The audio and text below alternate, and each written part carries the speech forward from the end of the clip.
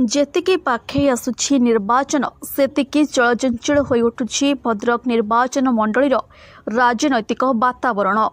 कथारे अछि मनिषर सफलता पछरे कोउठी ना कोउठी जणे नारीर सहयोग थाए, जार वास्तव चित्र देखिबाकु मिलिछि भद्रक निर्वाचन मंडली रे। हाँ दर्शक बंधु, आमे कहूछु भद्रक निर्वाचन मंडली रे प्रतिद्वंदी भावे मैदान को ओह्लाइथिबा भारतीय जनता पार्टीर उदीयमान युवक सीतांशु शेखर महापात्रଙ୍କ कथा, जहां भद्रक रे समस्ते चंदनना भावे जानती। से निर्वाचन लड़िबा पाई निजर प्रचार प्रसार निर्वाचन मंडली रे जोरदार चलाइथिबा बेले तांकर सफलता पाई तांकर प्रचार करुछंती तांकर धर्मपत्नी अमृत सीतांशु महापात्र। गाँ गाँ बुली निजर स्वामी सपक्ष जनमत सृष्टि करने भेटुंट भोटर मानक। विभिन्न पंचायत रे घरे घरे पहुंची निज स्वामी सपक्ष जनसमर्थन एकाठी करिबारे लागी पड़िछंती।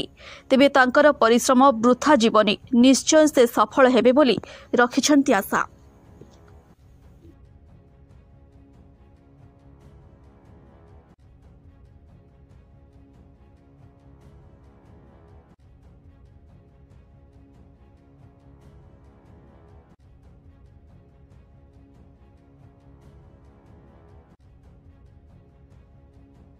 मो ना हूँ अमृता सीतांशु महापात्र। जानी थे जी बीजेपी प्रार्थी सीतांशु शेखर महापात्र, तो मुझे वाइफ। जनसाधारण बहुत समर्थन अच्छी आम प्रति। आ मेनली सीतांशु शेखर महापात्र जानी थे शहीद भगत सेनार आवाहक। से दीर्घ 10 वर्ष धरी लोकंकर साहाय्य करी आसंती।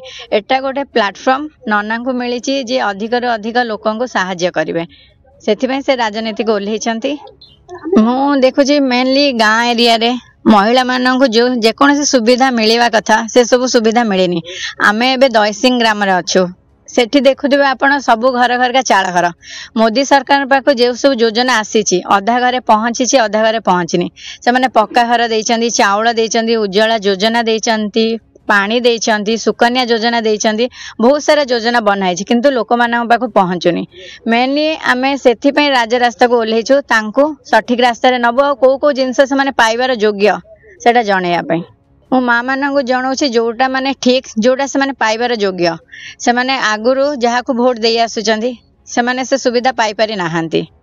आ मोदी सरकार जो जो योजना पाई करिसंती मेनली से माने पाइबा दरकार, सेथि पई आमे राजरास्ता को ओल्हेछु।